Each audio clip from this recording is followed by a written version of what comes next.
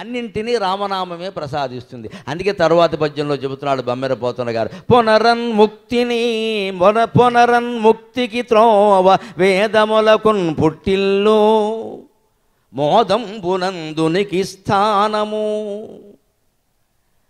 ఇష్టభోగములకున్ ఉత్పత్తి మోదంబునందు ఉనికి స్థానము ఇష్టభోగములకై ఉత్పత్తి ఏ ప్రొద్దును ఇష్టభోగములకై ఉత్పత్తి ఏ ప్రొద్దును ఘనపాపంబుల వైరి షడ్రిపులకున్ కాలావసానంబు నీ వినుతాంగ్రిద్వయ పద్మసేవయ గదా విశ్వేశ నారాయణ. భగవత్పాద సేవ, భగవన్నామస్మరణ మన సంసారాల్లో ఎంత ప్రశాంతిని కలిగిస్తుందో చెబుతున్నాడు. రామనామస్మరణ, భగవన్నామస్మరణ ఎలాంటిది అంటే పునరన్ముక్తికి త్రోవ, ముక్తికి మార్గాన్ని చూపిస్తుంది. ముక్తి వేరు, విముక్తి వేరు. విముక్తి అంటే విడుదల, ముక్తి అంటే మోక్షం. చాలా తేడా ఉంది. మన చుట్టూ ఉన్న కుటుంబము, బంధాలు, ఐశ్వర్యాలు అన్నీ విష్ణుమూర్తికి ఉన్నట్టే మనకే ఉంటాయి. అవన్నీ పోవాలని కోరుకోకూడదు, పోవు. నీ మనస్సుని మరలించుకోవచ్చు. తాబేలు ఎలాగైతే ఏదైనా అలికిడి రాగానే అవయవాలన్నీ లోపలికి లాక్కుంటుందో, అలాగే మనం కూడా సంసార జీవితంలో తాపత్రయాల్లో ఉంటూనే మన మనస్సును లోపలికి లాక్కోవచ్చు. అవన్నీ పరిస్థితులన్నీ మనం మార్చక్కల. నీ మనస్సు ఒక్కటి మార్చుకో. ఇందాక చెప్పులు తొడుక్కోవడం అన్నాగే అలాగే నీ మనస్సును లోపలికి లాక్కోవచ్చు. అందుకు రామనామమే దిక్కు. రామ, శ్రీరామ, జై రామ, జై జయ రామ అనే స్మరణ నిరంతరం చేస్తూ ఉంటే మనస్సు లోపలికి వెళ్ళిపోతుంది. రాముడు పాదాల చేత ఆకర్షితమైన మనస్సు లౌకిక భోగాలు ఇష్టపడదు. వేదములకును పుట్టిల్లు, వేదం నీకు చదవకపోయినా దాని జ్ఞానం నీకు వస్తుంది రామనామస్మరణ కారణంగా. మోదంబునందు ఉనికి స్థానము, ఎప్పుడు సంతోషానికి ఉనికి పట్టు భగవన్నామస్మరణ. ఇష్టభోగములకై ఉత్పత్తి, అనేక రకాల భోగాలు నీకు అందించడానికి భగవన్నామం చాలు. నిరంతరం ఎవరు నమ శివాయ, నమో నారాయణాయ, శ్రీమాత్రే నమః అనే నామాల్లో ఏదైనా ఒకటి మనస్సులో స్మరిస్తూ ఉంటారో వారికి ఆశించిన భోగాలన్నీ వారు ఏమీ ప్రయత్నం చేయక్కర్లేకుండానే వస్తాయి. నామ మహిమ అంత గొప్పది. కలవు స్మరణాన్ముక్తికి అన్నారు. కృతయుగంలో తపస్సు ప్రధానం, త్రేతాయుగంలో యజ్ఞం ప్రధానం, ద్వాపర యుగంలో దానం ప్రధానం, కలియుగంలో భగవన్నామస్మరణ ప్రధానం. అంతకు మించింది లేదన్నారు. స్మరిస్తూ ఉంటే చాలు. అంతకంటే మనం ఏం చేయలేం. దానాలు చేయడానికి మనకెక్కడా, మనకేమో పిసినారు బుద్ధి అయ్యాయి. ప్రతిదానికి ఏదో ఆశిస్తూ ఉంటాం. దానాలు ఎక్కడ చేస్తాం? యజ్ఞం చేసేంత ఓపిక ఎవరికి ఉంది ఇప్పుడు? ఇంకా తపస్సు అంటారా? దాని పాట రాయడమే మనకి చేతగా సరిగ్గా. అవన్నీ వదిలే. అందుకే మన బోటికాళ్ళకి ఏం చెప్పారంటే భగవన్నామాన్ని స్మరించవయ్యా, తిరుగులేదన్న. అలాగ వేదాలకి పుట్టిల్లు, ముక్తికి త్రోవ, ఉనికి స్థానము మోదానికి, అలాగే ఉత్పత్తి ఏ ప్రొద్దును ఘన పాపంబుల వైరి. అనేక రకాల పాపాలు చేసి ఉండొచ్చు, పొరపాటు తప్పులు జరుగుతాయి జీవితంలో, పొరపాటు జరిగితే ఘోరాలు నేరాలు కూడా మళ్ళీ చేయకు. ఎప్పుడు వ్యాసభారతంలో వ్యాసుడు చెబుతాడు ఒక మాట, నకుర్యాం పునరతి. ఎంత తప్పు మనం చేసినా సరే నిజంగా దాని గురించి పశ్చాత్తాపపడి మన పూజామందిరంలోకి వెళ్ళి అమ్మవారి పాదాల మీద చేతులు పెట్టి నకుర్యాం పునరతి, మళ్ళీ చెయ్యనమ్మా, బుద్ధి వచ్చింది మళ్ళీ చెయ్యను అంటే ఆ చేసిన పాపం కూడా అనుభవించాల్సిన అవసరం లేకుండా భగవంతుడు చేస్తాడమ్మా. అంత దయామయుడు, అంత దయామయుడు. మన పశ్చాత్తాపం సరిగ్గా ఉండాలి. ట్రూ రిపెంటెన్స్ అంటారు. ఎక్కడికి నువ్వు గుళ్ళోకి వెళ్ళక్కల్లా, తిరుపతి మొక్కక్కల్లా, గంగలో మునగక్కల్లా, నీ ఇంట్లో పూజామందిరం నీకు చాలు. నిజమైన పశ్చాత్తాపం ఉంటే అన్ని పాపాలు పరిహారం అయిపోతాయి. మళ్ళీ చేయకూడదంతే. ఎక్కడికక్కడ గంగలో మునిగేయడం, మళ్ళీ ఫ్రెష్గా పాపాలు మొదలెట్టడం కాదు. ఇక్కడ మళ్ళీ మునిగేస్తావు. ఎన్నిసార్లు మునుగుతావు ఇక్కడ పని లేక. ఓసారి మునిగామంటే మళ్ళీ వెళ్ళకూడదు అంటే మళ్ళీ పాపాలు చేస్తున్నావు అన్నమాట. పనే లేదు నీకు ఇక్కడ. మనస్సును అరికెట్టుకోగలగాలి. అందుకని షడ్రిపులకు కాలావసానంబు, కామం, క్రోధం, లోభం, మోహం, మదం, మాత్సర్యం, ఈ 6 విడిగా లేవండి. ఒక కోరికే. కామం అంటే కోరిక, అదే మూలం. అది తీరకపోతే క్రోధం, అది నాకే తీరాలి అనుకోవడం లోభం, అది తీరకపోతే నేను చచ్చిపోతానడం మోహం, అది తీరింది అని గర్వించడం మదం, అది నాకు తీరకుండా ఇంకోటికి తీరింది అనుకోవడం మాత్సర్యం. వెరసి ఉన్నది ఒక్కటే కోరిక. 6 శత్రువులు లేరండి. అంచేది ఆ కోరికను మనం జయించగలిగితే, కోరిక లేకుండా ప్రశాంతంగా ఉన్నదేదో తిని ఉండగలిగితే హాయిగా ఉండొచ్చునండి. రామనామం ద్వారా అది సాధ్యం అవుతుంది, అది సాధ్యం అవుతుంది. హనుమంతుడు ఆ రామనామం ద్వారానే ఏ కోరిక లేకుండా ఉండగలిగాడు. కోరికలన్నిటికీ నివారణది. అన్ని రకాల ఆ షడ్రిపులకి అది శత్రువు అవుతుంది. ఏమిటి అది? నీ వినుతాంగ్రిద్వయ పద్మసేవయ కదా విశ్వేశ నారాయణ.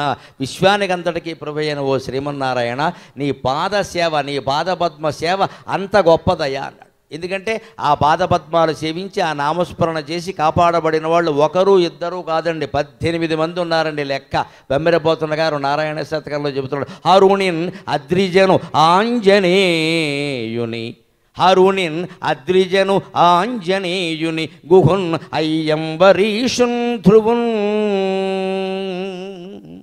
కరిని ప్రహ్లాదు విభీషణాక్షుని, బలిన్ ఘంటాశ్రవున్ నారదున్, కరమొప్పన్ విదురున్, కరమొప్పన్ విదురున్, పరాశరసుతున్ గాంగేయునిన్, ద్రౌపదిన్ నరునిన్, నరుని అక్రూరుని, పాయకుండును భవన్నామంబు నారాయణ. 18 మందిని చెప్పాడు ఏకంగా. హరుని శివుడు, దైవారులోకెల్లా గొప్ప దేవుడు, మహాదేవుడు, ఆదిదేవుడు. ఆయన నిరంతరం స్మరించే నామం రామనామమేనండి. శ్రీరామ రామ రామేతి రమే రామే మనోరమే, సహస్రనామతస్తుల్యం రామనామవరాననే. ఎప్పుడూ రామనామాన్ని స్మరిస్తాడట శివుడు. పార్వతీదేవి అడిగిన మీరే దేవుడు కదండి, ఏ దేవుడిని స్మరిస్తున్నారంటే, నాకంటే గొప్ప దేవుడు భూమండలం మీద పుట్టాడు పార్వతి. ఆయన మానవుడై పుట్టి దేవుళ్ళు సైతం నమస్కారం చేయదగిన గౌరవాన్ని పొందగలిగాడు. ఆ రాముడే నాకు దైవం అన్నట్ట. దేవుళ్ళు కూడా పూజించే దైవం సజ్జనుడు, సన్మానవుడు. మనం సజ్జనుడయ్యే ప్రయత్నం చేయాలమ్మా, పుణ్యాత్ముడు కాదు, సజ్జనుడయ్యే ప్రయత్నం చేయాలి. మన సౌజన్యాన్ని, మన సౌశీల్యాన్ని, మన మంచితనాన్ని, మన ధర్మాన్ని కాపాడుకుంటే దేవతలు మనకి దండం పెడతారండి. దేవతలకు మనం దండం పెట్టక్కల. రాముడే ఉదాహరణ. రాముడికి శివుడు దండం పెట్టాడు. నేను నిరంతరం రామనామం స్మరిస్తాను. పార్వతి కూడా ఆ రోజు నుంచి అదే మొదలెట్టు. హరుణిన్ అద్రిజను, కొండకు పుట్టినటువంటి పార్వతి. ఆంజనేయుని అందరికీ తెలుసున్నది. గుహుడు నిరంతర నామస్మరణ. గుహుణ్ణి కాపాడింది రామాయణంలో పెద్ద పాత్ర చేసింది. లేకపోతే ఆయన ఒక ఆటవికుడు, కేవలం నావ నడుపుకుంటాడు. ఆయన ఎంత ముఖ్యుడైపోయాడు. ఆయన వర్గం ఏమిటి, ఆయన కులం ఏమిటి, రామాయణంలో ఆయన పాత్ర ఏమిటంటే రామచంద్రమూర్తి ఆయన కౌగిలించుకున్నాడు. నువ్వు నాతో సమానం అన్నాడు. నువ్వు నుంచునుండగా నేను కూర్చోకూడదన్నాడు రాముడు. ఆయన గుహుణ్ణి అంత గౌరవించాడు. అంబరీషుడు భగవన్నామస్మరణ కారణంగానే దుర్వాసుడు ప్రకటించినటువంటి కృత్య అనే రాక్షసి నుంచి తప్పించుకోగలిగాడు. ధ్రువుడు 6 ఏళ్ల పిల్లాడు ఇంత చేస్తే భగవత్స్మరణ కారణంగానే సవతి తల్లి ప్రేమను పొందడం కాదమ్మా, ధ్రువ నక్షత్రంగా మారి శాశ్వతంగా ఉండిపోగలిగాడు. ధ్రువస్థానాన్ని పొంది లక్షల ఏళ్ళు ఉండిపోగలిగాడు. కరి గజేంద్ర మోక్షం కథ అందరికీ తెలుసున్నదే. కరిని కాపాడింది భగవన్నామమే, భగవంతుని యందు ఆర్తి. ప్రహ్లాదుని కాపాడింది నారాయణ మంత్రమే. విభీషణాక్షుని రాజ్యం వచ్చినా కానీ విభీషణుడు రావణుల్లా ప్రవర్తించలా, భగవద్భక్తుల్లా ప్రవర్తించాడు. అలా విభీషణుణ్ణి కాపాడింది అదే. బలిచక్రవర్తిని పాతాళానికి అధిపతం చేసింది, దాతల్లో గొప్పవాళ్ళని చేసింది భగవన్నామమే. అంతేకాదు ఘంటాశ్రవుడు, ఇదో విచిత్రమైన కథ, హరివంశంలో ఉంటుంది ఈ కథ. ఘంటాకర్ణుడు అంటారు. కర్ణుడు అనే మాట ఇక్కడ ఛందస్సులో పట్టదు కాబట్టి ఘంటాశ్రవుడు అని రాశారు ఈ శతకంలో. ఆయన ఒక భక్తుడు, ఆయన ఆటవికుడు, ఎప్పుడూ అడవుల్లో ఉంటాడు. శ్రీకృష్ణుడికి చూశాడు ఆయన. ఆ రాక్షసుడు ఎలా ఉండేవాడంటే చెవులకి గంటలు కట్టుకునేవాట. గణ గణ గణ గణ మోగుతూ ఉండేవాడు. శ్రీకృష్ణుడు ఆయన్ని కలిసి, ఏమిటయ్యా, ఏమిటి ఇలా గంటలు కట్టుకున్నావంటే, నాకు భగవన్నామం తప్ప మరి ఏమీ వినపడకూడదని చెవులకు గంటలు కట్టుకున్నాను అన్నట్టు. ఘంటాకర్ణుడు అంటారు. మన చెవుల దగ్గర గంటలు మోగుతుంటే గంటల శబ్దమే వినపడుతుంది కదా, వేరే ఏం వినపడవు కదా. అనవసరపు మాటలన్నీ వస్తూ ఉంటాయి. ఆ మాటలు నాకు వినపడకుండా చెవులకు గంటలు కట్టుకున్నా. మనం కూడా చెయ్యాలి. ఎప్పుడు భగవన్నామాన్ని వినాలి. మంచి సంగీతంలో అన్నమాచార్య కీర్తనలు బాలమురళి గారు పాడినవి, ఎంఎస్ సుబ్బలక్ష్మి గారు పాడినవి, గరిమెళ్ళ వారు పాడినవి, అటువంటి పాటలు వినాలి. అనవసరం ఏమైనా వినపడుతున్నాయి అంటే చెవుల్లో దూదులు ఎట్టుకోవాలి వినపడకుండా. ఇవన్నీ వినపడితే ఏమవుతుంది, ఊరికి ఫోన్కి ఎలుక్కుంటూ కూర్చోకూడదు. ఇక్కడ వచ్చిన ప్రతి వాట్సాప్, ప్రతి ఫేస్బుక్ మనం చూడాల్సిన పనేం లేదు. ఇక్కడ ఎవడని చూసినా మొత్తం రోడ్డు మీద కూడా కెలకడమే. రోడ్డు దాటుతూ కూడా కెలుకుతున్నారు. యమధర్మరాజు వచ్చి జీవితాన్ని కెలికెత్తాడు. ఇక్కడ రోడ్డు దాటుతూ కూడా ఫోన్ కెలకడమే. అంటే ఆ నిమిషంలో ఏదో అయిపోతుంది. ట్రాఫిక్ సిగ్నల్ ఉంటే అక్కడ చూసిన ఫోన్ కెలుగుతున్నాడు. ఇప్పుడు ఒక్క నిమిషంలోనే కొంపలు అంటుకుపోతాయా? పైగా ఎండ కనపడదు, అయినా సరే ఇలా పెట్టేసుకుని ఎంత కష్టపడతాడో. కళ్ళు పోతాయి. ఘంటాకర్ణుడి నుంచి మనం నేర్చుకోవాలి. ఏమిటి? చెవులకు గంటలు కట్టుకున్నట్ట భగవన్నామం తప్పితే ఇంకేం వినపడద్దు నాకని. దాన్ని చూసి కృష్ణుడు అప్పటి వరకు మారువేషంలో ఉన్నాడు. ఆయన పుత్రుడు లేక పుత్రుల కోసం శివుడి గురించి తపస్సు చేద్దామని బదరికావనానికి వెళ్ళాడు. అప్పుడు ఈ ఘంటాకర్ణుడు కనబడ్డాడు.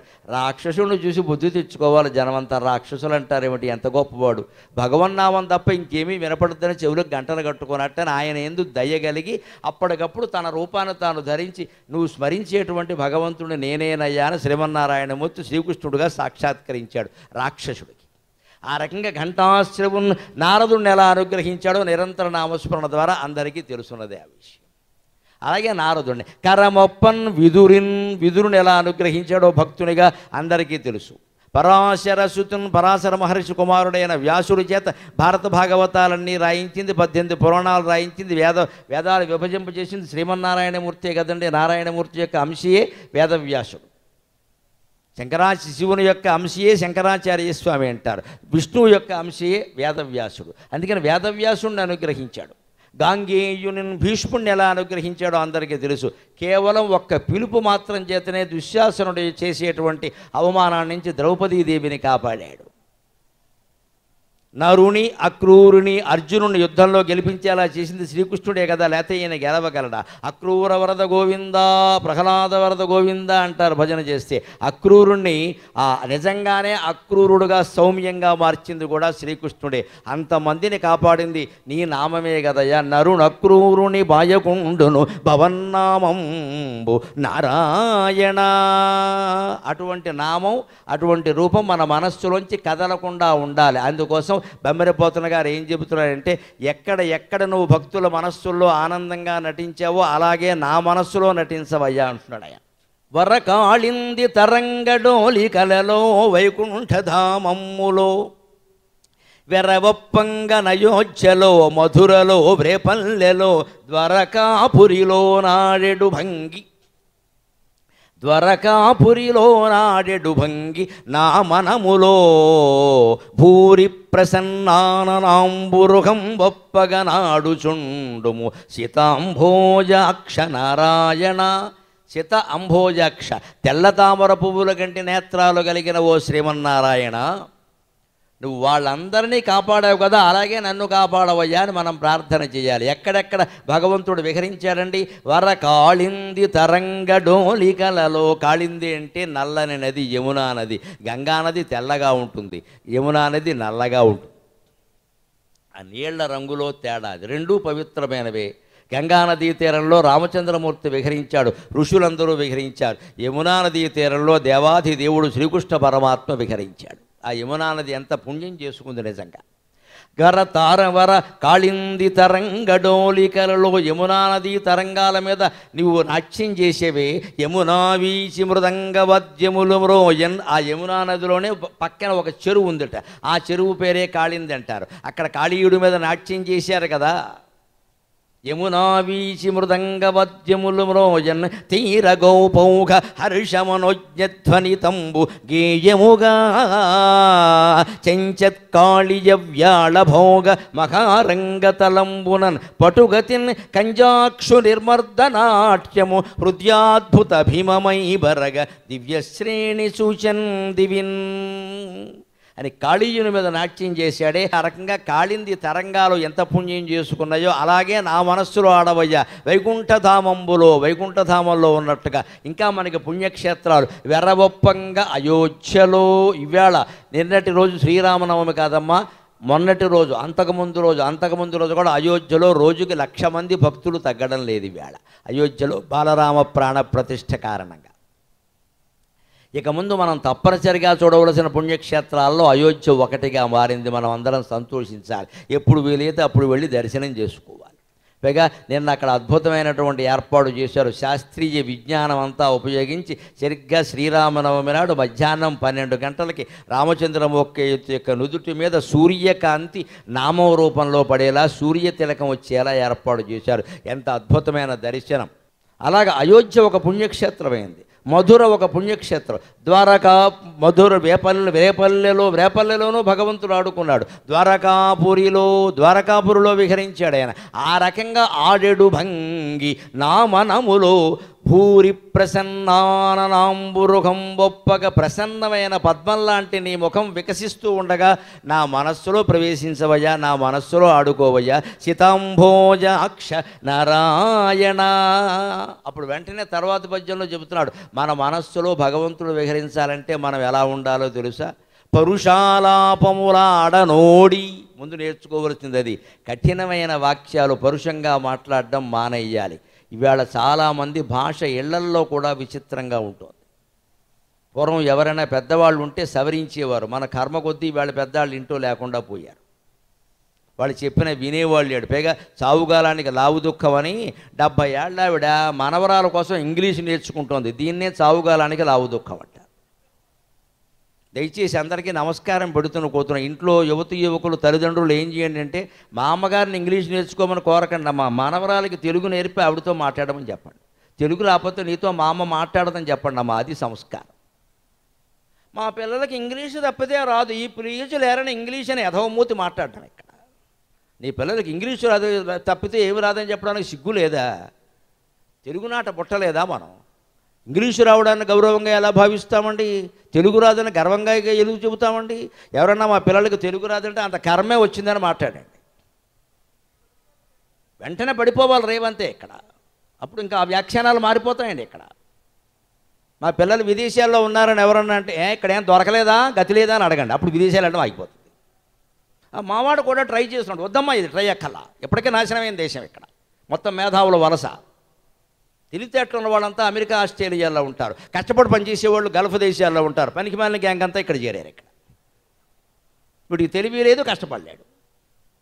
కాస్త కష్టపడే స్వభావం అంటే గల్ఫ్ వెళ్ళి కరెంటు పని చేస్తాడు. అక్కడ అరబ్ షేక్ మొత్తం గాడిదలు కాస్తాడు, ఒంటెలు కాదు. ఇక్కడ కష్టపడ్డాడు. ఇక్కడ గవర్నమెంట్ ఉద్యోగం కొంచెం చాసుకు పడుకుంటాడు. అక్కడ ప్రైవేట్ ఉద్యోగం కూడా నోరు మూసుకు చేస్తాడు. ఇక్కడ ఎందుకు చేయమండి? మన దేశం పట్ల మనకు భక్తి లేదు, మనకు గౌరవం లేదు. రాజకీయాలు మారాలి. ఎక్కడి నుంచి మారుతాయమ్మా? నువ్వు మారినప్పుడు రాజకీయాలు ఎందుకు మారుతాయి? వాళ్ళకేం పని? మా పిల్లలు విదేశాల్లో ఉన్నారని అంత కర్మే వచ్చిందని అడగండి, దెబ్బకు మారిపోతుంది, ఆ తత్వం మారిపోతుంది. ఇక్కడ ఏం ఉద్యోగాలు దొరకలేదా అని అడగండి అంతే. ఇప్పుడు ఉద్యోగం కాదండి, చదువు కూడా విదేశాలే. ఆ పాడు చదువులు ఎక్కడ లేవు. లేకపోతే మన పాఠశాలను మనం బాగు చేసుకోవాలి. 2.5 లక్షలు కట్టి ప్రైవేట్ స్కూల్లో చేర్పించే కంటే 2.5 నెలలకోసారి ప్రభుత్వ పాఠశాలకు వెళ్ళి అజమాయిషీ చేయండి అమ్మా, విద్య అంతా బాగుపడుతుంది. 2.5 months పేరెంట్స్ కమిటీగా ఏర్పడి ప్రతి ప్రభుత్వ పాఠశాలకి 2.5 నెలలకోసారి వెళ్ళండి, అంతే చాలు. మీరేం చేయక్కల్లా. అక్కడ అడగండి, ఊరికే మారుతుంది, మొత్తం వ్యవస్థ అంతా మారుతుంది. మనకు అది అక్కల్లా. మనకి ఎంతసేపు ఎస్కేపిజం, తప్పించుకుంటాం. మనం తప్పించుకుందాం, పారిపోదాం, మొత్తం దేశం నాశనం అవుతుంది. ఎవడు దేశాన్ని బాగు చేస్తాడు? ఇక్కడ ఎవరికి పట్టింది? 2.5 లక్షలైనా ఇక్కడ 1వ తరగతి కడతాం, కానీ 2.5 నెలలకోసారి ప్రభుత్వ పాఠశాలకు వెళ్ళి ఏమండి కాస్త మా పిల్లడికి చెప్పండి, ఆ మాస్టర్కి నమస్కారం పెట్టి గౌరవంగా చూద్దామని అడగరండి. మా చిన్నతనంలో ఎంత అందమైన రోజులు, మా రోజులు మళ్ళీ వస్తుంది. దసరా వస్తే మా మాస్టర్ని తీసుకుని మేము మా ఇంటికి తీసుకెళ్ళేవాళ్ళం. అయ్యవారికి చాలు 5 వరహాలు, పిల్లవాండ్రకు చాలు పప్పు బెల్లాలు. మా మాస్టర్కి 5 రూపాయలు ఇవ్వండి, మాకేమో పప్పు బెల్లం పెట్టండి ప్రసాదం అని కూర్చునేవాళ్ళం. మా మాస్టర్ని మేమే తీసుకెళ్ళేవాళ్ళం, బుక్క కొట్టుకుంటూ. గురువుల మీద గౌరవం. వెంటనే మా అమ్మా నాన్న బయటకు వచ్చి గురువుల కాళ్ళు కడగమని చెప్పేవారు మాకు. గురువుగారు కాళ్ళు కడగరా, పైగా బాటనీ ఒకరు, ఫిజిక్స్ ఒకరు, మ్యాథ్స్ ఒకరు, 10 మంది కాళ్ళు కడిగేవాళ్ళు. నేర్పారు చిన్నతనంలో. ఎవరు మాస్టర్ వచ్చారు కాళ్ళు కడగరా అంటే, తండ్రి చెబితే కడగకుండా ఎలా ఉంటామండి? వాళ్ళ కులం వేరు, వాళ్ళ మతం వేరు, ఏమీ చూడలేదమ్మా. మా అమ్మా నాన్నలు కేవలం గురుత్వాన్నే చూశారు. ఏ కులం ఏ మతం అని ఎప్పుడు మాట్లాడలే. ఎవరైతే ఏంటారా మాస్టరే కాళ్ళు కడుగు అనేవారు. లోపలికి పిలిపించి కూర్చోబెట్టి మా నాన్నగారు అయితే డబ్బులు ఇవ్వడంతో పాటుగా బట్టలు పెట్టి పంపేవారు. అందులో ఆడవాళ్ళు ఉంటే మా అమ్మగారు చీర పెట్టేది, ఆవిడ కట్టుకోమ్మా అని. మాకు బాకి పాఠం చెబుతున్నారు. గవర్నమెంట్ స్కూల్లోనే చదువుకున్నామమ్మా. ఇవాళ ఇన్ని వేల మంది నా కోసం ఉన్నారమ్మా. ప్రభుత్వ పాఠశాలలో చదవబట్టే ఉన్నారు, ప్రభుత్వ కళాశాలలో చదవబట్టే ఉన్నారు. I never studied in any public school. English నాకు బాగా వచ్చు, మాట్లాడగలను, బోల్డ్ మాట్లాడతా. ఇంగ్లీష్ మీడియం వాడి కంటే ఎక్కువే మాట్లాడతా, కానీ నేను వాడను ఆ భాష, నాకు అవసరం లేదు. అది ఈ పౌరుషం నేర్పాలి పిల్లలకి. ఇంగ్లీష్ రావడం గొప్పగా భావించేది. ఏం దరిద్రం, తెలుగు రాదా అని అడగండి, దెబ్బకు మారతారు మనుషులు. మన వ్యాఖ్యానాల్లో మార్పు రావాలండి, అప్పుడు మొత్తం సమాజం మారుతుంది. దానికి ఇదే కారణం. ఇక్కడ పరుషాలాపములు, ఆ పరుషాలు కూడా మన భాషలో ఉండవు, ఇంగ్లీషులో మాట్లాడతాడు ఇక్కడ. పరుషాలాపములాడనోడి మదిని పాదార్చనారంభుడై నిరసించేరికి కీడు చేయక మదిన్ నిర్ముక్త కర్ముండునై పరమానంద విషాదముల్ సమముగా భావించి వీక్షించు అపరమజ్ఞాని భవత్కృపన్ వరయు ఓ పద్మాక్ష నారాయణ అంటున్నాడు. భగవత్ ప్రేమను పొందాలి అంటే ఈ లక్షణాలు ఉండాలి. పరుషాలాపములాడనోడి, నోట్లోంచి కఠిన వాక్యాలు రాకూడదు, చాలా మృదువుగా మెత్తగా మాట్లాడాలి. కుటుంబంలో ఎప్పుడు మాట్లాడినా ఖచ్చితంగా మాట్లాడాలి, కఠినంగా మాట్లాడక్కర్లేదు ఎక్కడైనా సరే. ఇలా సభల్లో మాట్లాడవలసి వస్తే ఖచ్చితంగా చెప్పాలి. అక్కడ మృదువుగా మాట్లాడితే నడవదు వ్యవహారం ఇక్కడ, ఎందుకంటే ఇన్ని వేల మంది ఉండాలి ఇక్కడ. చెప్పేది ఖచ్చితంగా చెప్పాలి, బాధలు కూడా చెప్పాలి. అలా ఖచ్చితంగా చెప్పే అలవాటు నాకు ఉండబట్టి ఈవేళ నేను ఆశ్చర్యపోతున్నానమ్మా. ఒక పెట్రోల్ బంకు దగ్గర ఆగితే ఆ బంకులో పెట్రోల్ పట్టే కుర్రాళ్ళంతా వచ్చి కాళ్ళకి దండం పెట్టి ఫోటో దిగుతున్నారమ్మా. ఏమి యోగం పట్టిందిరా అనుకున్నాను, ఏమి యోగం. వాళ్ళకి నేను తెలవడం ఏంటండి, వాళ్ళ పద్ధతి ఏమిటి, వాళ్ళ వృత్తి ఏమిటి, నేనేమిటి. పైగా నేను ప్యాంటు షర్ట్లో ఉంటే గుర్తుపడుతున్నారు వాడు. ఇలా అయితే కాదు, ప్యాంటు షర్టు బయటికి వెడితే అలాగే ఉంటాను నేను. వీలైతే టోపీ కూడా పెట్టేస్తాను ఎవడు రాకుండా. లేకపోతే ఈ ఫోటోలు కూడా ఎక్కువ కదా ఇక్కడ. అయినా సరే గుర్తుపట్టేసి మీరు అంటున్నారు. నేనేనైనా నా శీలాన్ని శంకించకని చెబుతున్నాను. కొంచెం ఏదో గుర్తొచ్చిందనమాట.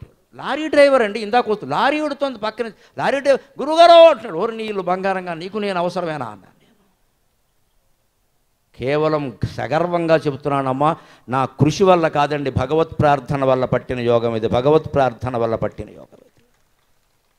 ఇక్కడ నా కార్యక్రమాలు ఎప్పుడూ పెట్టించేటువంటి కార్యకర్తలు ఉన్నారు, వారికి తెలుసు 10-15 ఏళ్ళుగా ఎంత కష్టపడుతున్నామో ఈ రంగంలో కొత్తదనం కోసం. కార్యకర్తలు అడిగితే ఉమ్మడి కుటుంబ వ్యవస్థ అని 4 మాటలు చెప్పేచ్చామా, సొల్లు కబుర్లు లేదు. నేను నారాయణ శతకం చెబుతానని చెప్పా. ఎందుకంటే కనీసం కొన్ని 7-8 పద్యాలు చెప్పాలి, మంచి కవిత్వాన్ని పరిచయం చేయాలి, సాహిత్యం చెప్పాలి. నేను చెప్పే మాటలు మీ మాట ఎలా ఉన్నా నాకు ముందు ఫ్రెష్గా ఉండాలి, తాజాగా ఉండాలి, కొత్తగా ఉండాలి. నిన్న చెప్పింది ఎక్కడ వాగితే దేనికి వాగడం ఇక్కడ. ఎప్పటికప్పుడు ఆ కొత్తదనం కోసం కృషి చేస్తూ ఉన్నాం కాబట్టి వేళ అంతమందిలో గౌరవాన్ని పొందుతున్నామమ్మా. యువకులు 15 ఏళ్ల నుంచి 25 ఏళ్ల లోపు వాళ్ళు వస్తున్నారు సమాజాలు సభలకు ఎక్కువగా. బళ్ళారిలో మొన్న ఆంజనేయ స్వామి మీద రామాంజనేయం భీమాంజనేయం అని 2 అంశాల మీద 3 రోజులు మాట్లాడితే వచ్చిన 2000 మంది జనంలో 600 మంది 15 to 40 అండి వయస్సు, 15 to 40. నేనే ఆశ్చర్యపోయాను చూసి, వీళ్ళకి నేనేం అందించగలను. 2000 మందిలో 600 మంది పైన ఉన్నారు. కార్యకర్తలు లెక్కటి చెప్పారు, మొత్తం యువతరం అంతా మీ వెనక. నాకు అపారమైన విశ్వాసం ఉందమ్మా, భవిష్యత్ భారతం బాగుంటుంది ఖచ్చితంగా. పిల్లల్ని ప్రోత్సహించండి, తెలుగు నేర్పండి, పురాణాలు నేర్పండి, సంస్కారం నేర్పండి. నా ప్రయత్నం నేను చేస్తున్న ఒక వ్యక్తిగా, తల్లిదండ్రులుగా మీరు సహకరించండి. మీరు వాళ్ళని చెడగొట్టకండి దయచేసి.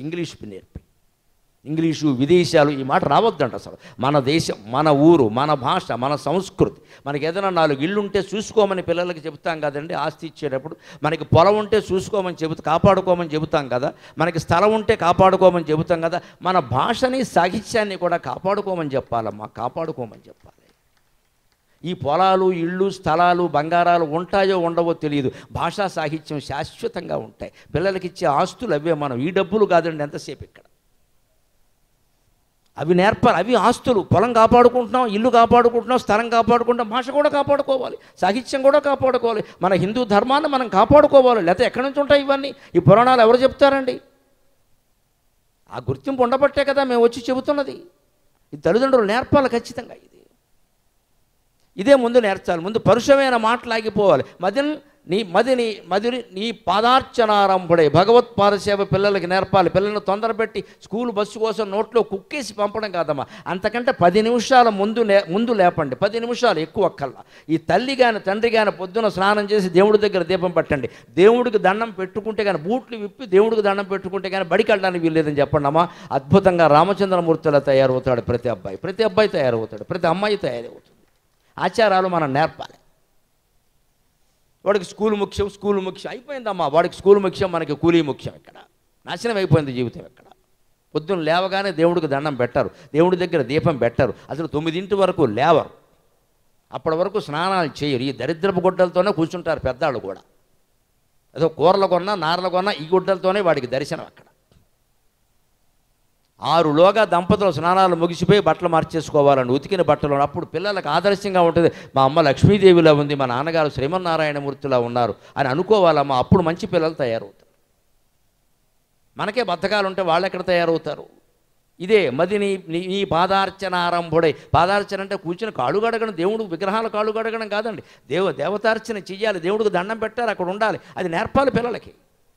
ఇప్పుడు ముక్కోటి ఏకాదశి నాడు గుళ్ళోకి వెళ్ళి ఉత్తర ద్వారం పగలగొట్టేయడం కాదమ్మా, అందరూ కలిసి ఇక్కడ ప్రతిరోజు పంపాలి. ఇక్కడ ఆ ఒక్కరోజు మాత్రం ఇంకా గుళ్ళు పగలగొట్టేదారు. విష్ణుమూర్తి కూడా భయపడిపోతాడు, వాళ్ళు పారిపోదావరా బాబా అని. మొత్తం దాడే, ఒకడి మీద ఒకడు ఎక్కేసి ఆయన నానాయాతన పడిపోతాడు. ఈ పండగ ఎందుకు వచ్చిందిరా బాబా అని. ఆ ఒక్కరోజు మొత్తం తిరుపతి ఖాళీ ఉండదు, ఏ గుడి ఖాళీ ఉండదు. ఇక మళ్ళీ గున్నాడు అందరూ, ఇంకా పూజారి గారు దేవుడే, ఇంకెవరున్నారు ఇక్కడ, ఇద్దరు పేకాడుకోవాల్సిందే. ఏం అజ్ఞానంలో ఉన్నాం, ఏం అజ్ఞానం. రోజు గుళ్ళోకి వెళ్ళామా సాయంత్రం? మా ఊరు గుళ్ళో మా నాన్నగారు రోజు 6:30 వరకు గుడి దగ్గర మీద కూర్చుని కబుర్లు చెప్పి గుళ్ళోకి వెళ్ళి వచ్చేవాడు. ఆయన చూసే మాకు అలవాటైంది గుళ్ళోకి వెళ్ళాలని. ప్రతిరోజు, ఏ రోజు మానలేదు ఆయన. ఎంత వాన రాని ఎంత ఎండ ఉండని గుళ్ళోకి వెళ్ళి ఆ కొబ్బరికాయ మొక్క పట్టుకొచ్చి మాకు పెప్పాడు. మేము కొబ్బరికాయ కోసమే ఉండేవాళ్ళం. కానీ గుడి ఏమిటో కూడా అర్థమైంది కొబ్బరికాయ వాళ్ళు. నాన్నగారు వస్తారు, కొబ్బరికాయ పెడతారు, ఆ కొబ్బరికాయ మొక్క కోసం కూర్చునేవాళ్ళం. కానీ తండ్రి రోజు గుళ్ళోకి వెళ్ళి వచ్చి 64 ఏళ్ళు బతికినటువంటి మనిషి 64వ ఏట కూడా గుళ్ళోకి వచ్చి, నాకు ప్రసాదం పెట్టిన తండ్రి కడుపున పుట్టానమ్మా, నా జీవితం అందుకు బాగుంది, నా జీవితం అందుకు బాగుంది. ఆ తండ్రి ఆశీస్సులు ఉన్నాయి. ఆయన వెళ్ళి మాకు నేర్పాడు. మనం వెళ్ళమని తోసేయలేదు. ఇక్కడ ఇది పరీక్షలప్పుడు మొక్కమని చెప్పలేదండి ఆయన. రోజు వెళ్ళాలరా, ఏదో కోరికలు ఏమిటరా తీసి దండం పెట్టుకో, దేవుడికి దండం పెట్టుకుంటే అన్నీ అవుతాయలే, కోరడం ఏంటి దరిద్రం అని చెప్పాడు. కోరకూడదు. ఇదే పాదార్చనారంభుడై. నిరసించేరికి కీడు చేయక. పిల్లలు వ్యతిరేకిస్తూ ఉంటారు. ఇవాళ నెగటివ్ ఐడియాలజీ బాగా పెరుగుతోంది, గమనించండి. మీకు అర్థం కావడం కోసం ఇంగ్లీషులో చెబుతున్నా. వ్యతిరేక వ్యాఖ్యలు చాలా పెరుగుతున్నాయి.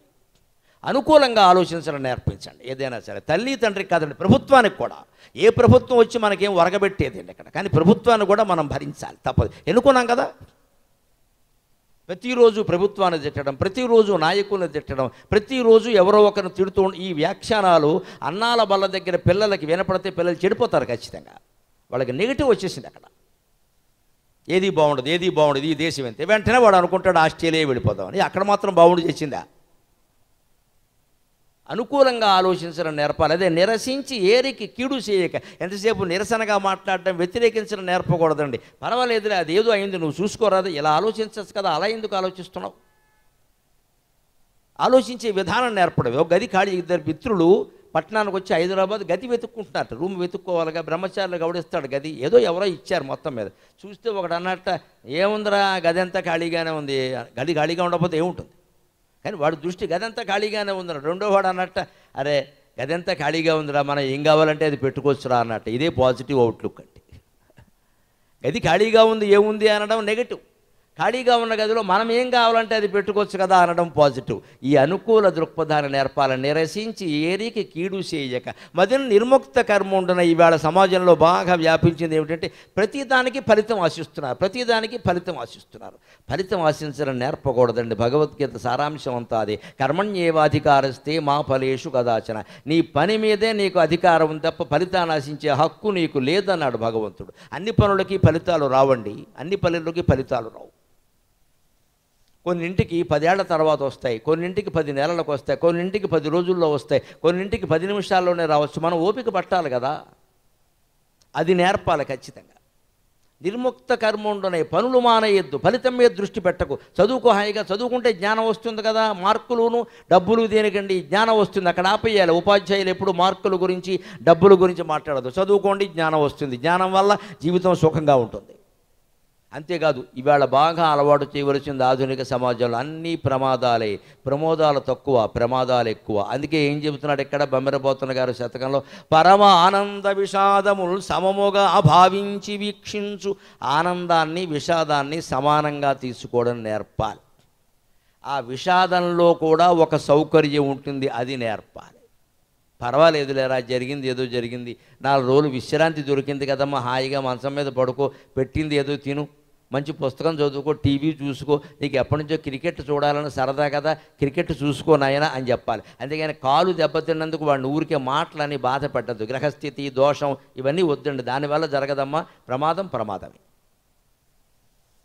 ఏదో జరిగిందమ్మా, డాక్టర్ గారు రెస్ట్ తీసుకోమని తీసుకో, బోళ్ళంతమందికి జరిగే ఏముంది దీనికి, నీకు కావాల్సిన క్రికెట్ మ్యాచ్ చూసుకో, పోనీ సినిమాలు చూసుకో, అక్కడ ఉండి కూర్చో, కాలక్షేపం చేయి, ఆయన ప్రోత్సహించాలి. ఇదే ఆనందాన్ని విషాదాన్ని సమానంగా తీసుకోవడం. పరీక్ష ఫెయిల్ అవుతారు పిల్లలు, అసలు ఆ మాట గురించి మాట్లాడకూడదు, వాళ్ళ దగ్గర అస్సలు మాట్లాడకూడదు. పైగా పోతే పోయిందిరా, మళ్ళీ చదువుకో, సబ్జెక్ట్ గట్టి పడుతుందని చెప్పాలి, గట్టి పడుతుంది మళ్ళీ చదువుకో అని చెప్పాలి. ఏమిటో వీడు ఒక్కడదే పరీక్ష పోయింది, మా ఇంట్లో ఎవరిది ఇలా జరగల అని తల్లి కానీ తండ్రి కానీ అంటే ఇక మీరు పట్టుకోలేరమ్మా, వాడు సాయంత్రానికి చచ్చిపోతాడు అన్యాయంగా. ఆత్మహత్యలు అక్కడే వస్తాయి. తల్లి తండ్రి కూడా వ్యతిరేకంగా మాట్లాడాక వాడు బతుకుతాడండి? ఖచ్చితంగా దాన్ని తీసిపారా, పెద్ద విషయం కాదు రాదే, అదే ఎందుకంత బాధపడుతున్నావు, దాంట్లో ఏముంది, ఇంకోసారి రాసుకొచ్చామా, లేకపోతే ఇంకో కోర్సులో చేరదాం, బోల్డ్ అవకాశాలు ఉన్నాయి, there are so many chances, బోల్డ్ అవకాశాలు ఉన్నాయి, ఒకటే దారా, జీవితంలో 100 దారులు ఉంటాయి అని చెప్పాలి, ప్రోత్సహించాలి. అదే చెబుతున్నాడు అక్కడ, ఆనంద విషాదాలు సమానంగా భావించాలి. అటువంటి పరమయోగికి నువ్వు కనపడతావు కానీ మామూలు వాళ్ళకి ఎందుకు కనపడతావయ్యా అన్నాడు. ఇప్పుడు చివరిగా ఇంకొక మాట చెబుతున్నాడు, మనం అంతా గుర్తుపెట్టుకున్నది, భగవంతుడి పాదాలు ఆశ్రయిస్తే ఎటువంటి పాప ఫలాలు మనం అనుభవించక్కల్లా.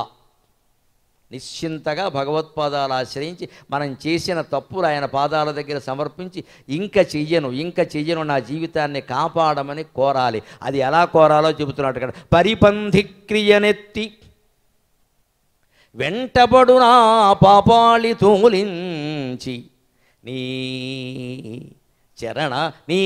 శరణాబ్జస్థిత పంజరం శరణేచ్ఛంజొచ్చితిన్ కావుమి పరిపంధి క్రియనెత్తి వెంటబడునా పాపాళి తోలించి నీ శరణాబ్జస్థితి పంజరంబు శరణేచ్ఛంజొచ్చితిన్ కావుమి బిరుదుంజూడుము మీరు చూడగ భవద్భృత్యుండు దుఃఖంబులన్ వరయన్ మీకపకీర్తిగాదే. మీరు చూడగ భవద్భృత్యుండు దుఃఖంబులన్ వరయన్ మీకపకీర్తిగాదే. దుఃఖంబులన్ వరయన్ మీకపకీర్తిగాదే. కనగా పుణ్యాత్మ నారాయణ మీ పొరయన్ మీకపకీర్తిగాదే. శరదంభోజాక్ష నారాయణ శరత్కాలంలో వికసించిన పద్మాల వలె అందమైన నేత్రాలు కలిగిన శ్రీమన్నారాయణమూర్తి, నేను చేసిన పాపాలు నన్ను వెన్నంటి వస్తున్నాయి. పరిపంధి అంటే శత్రువులాగా వేటాడుతున్నాయి. అటువంటి పాపాలు నువ్వే పోగొట్టాలి. ఇంకా జన్మలెత్తి అవన్నీ అనుభవించే ఓపిక నాకు లేదు స్వామి, నన్ను క్షమించు.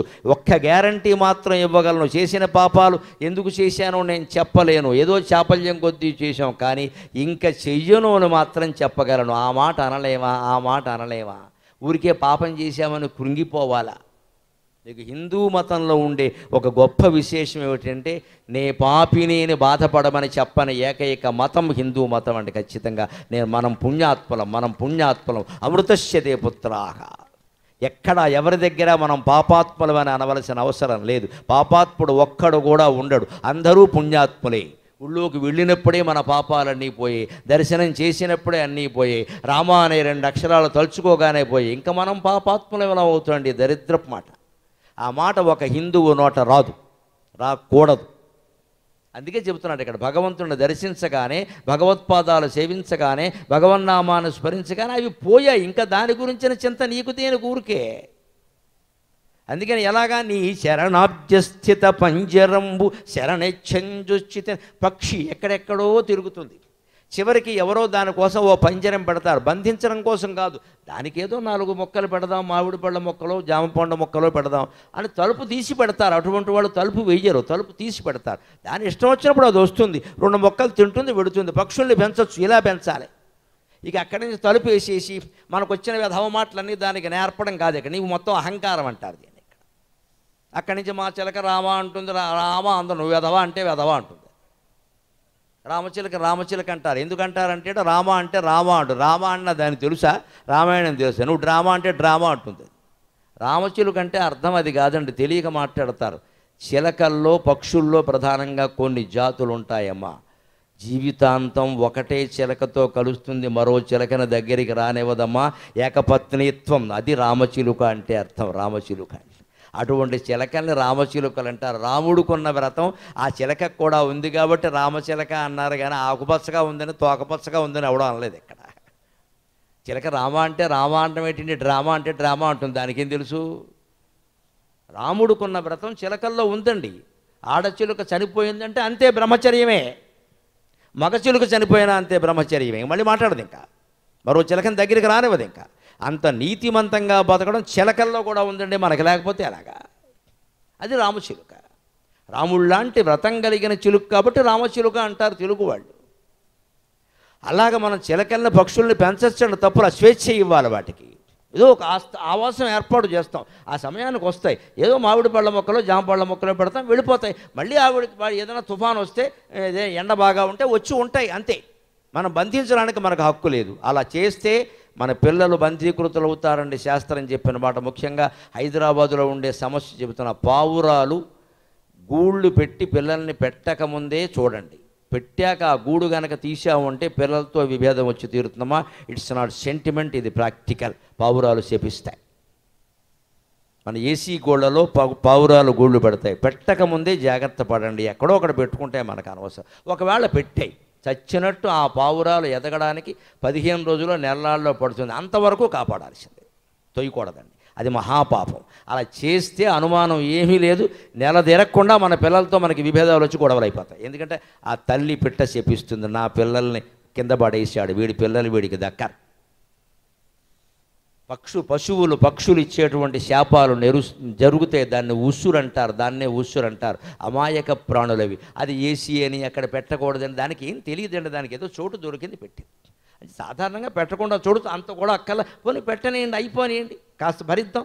15 రోజులు 20 రోజులు మించి ఉండవండి, అక్కడ ఎగిరిపోతాయి. ఈ లోపల అది పాపం రోజు వచ్చి దాన్ని తిండేది పెట్టుకుంటుంది. నిన్నేమి స్విగ్గీ జొమాటో నుంచి తెమ్మని చెప్పలేదుగా, ఆర్డర్ పెట్టు మా పావురానికి అని. మనం పెట్టుకుంటాం కదా ఆర్డర్, అదేం లేదే. దాన్ని తిండి తెచ్చుకుంటాం, తల్లి కష్టపడి పెట్టుకుంటుంది. మనకేం కొంపలంటుకుపోయే, కసకోకోవా అంటే కొంపలంటుకునే. పెట్టకుండా చూసుకోవచ్చు. లేదు వాటి వల్ల రోగాలు వస్తాయంటే పెట్టకుండా చూసుకోవచ్చు. లేదు పెట్టింది. ఆ పిల్లలు ఎదిగే వరకు ఏమనడానికి వీల్లేదండి. ఎదిగి అవి వెళ్ళిపోయాక ఆ గూడు తోసే, ఇంకా లేవని నిర్ధారించుకొని 2 పెట్టెలుంటే 2 ఎగిరిపోయాక తోసే. పావురాలకు ఒక లెక్క ఏమిటో తెలుసా? నేర్చుకోవాలి నిజంగా. పావురం ఒక మహాయోగి.